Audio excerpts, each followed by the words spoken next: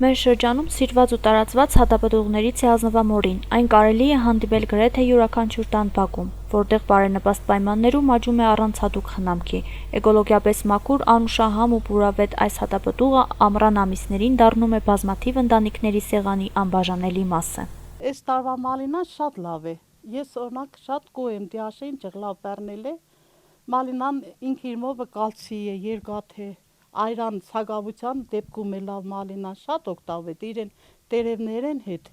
չայ կպատրաստեն, մուրաբաներ, կոմպոտներ, տնական, վաճառեմ ագը, հա, շատ ունիմ, որովհետև սա հայաթը մալինա է, վաճառեմ գը, հա, կիլոյի տակ վաճառեմ կը, չիտեմ այս տարի գինը ինչ արժե, դիք չիտեմ արդեն։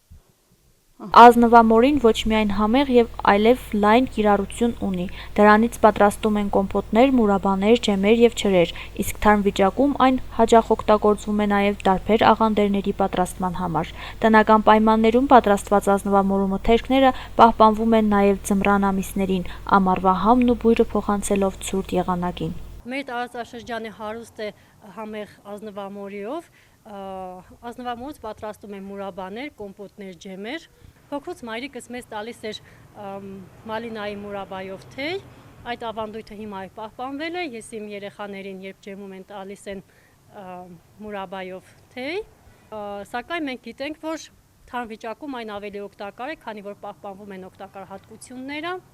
Վերջին մի քանի տարիների ընթացքում մեր շրջանի բնակիչները վաճառելով մալինան ունենում են մեծ եկամուտ ու ասեմ, որ բավականին բարձր գին ունի այն, ինչքան գիտեմ, անցած տարի մոտ 8-9 լարիով նույնիսկ վաճառել են, այս տարի չգիտեմ։ Ազնվամորին վաղուց հայտնի է նաև ժողովրդական բժշկության մեջ, տարիներ շարունակ այն օգտագործվել է հատկապես մրսածության և ջերմության ժամանակ, ավանդական միջոցներից ամենատարածվածը ազնվամորու թեյն է, որը շատ ընտանիքներում մինչև օրս պատրաստում են հիվանդության առաջին նշանների դեպքում։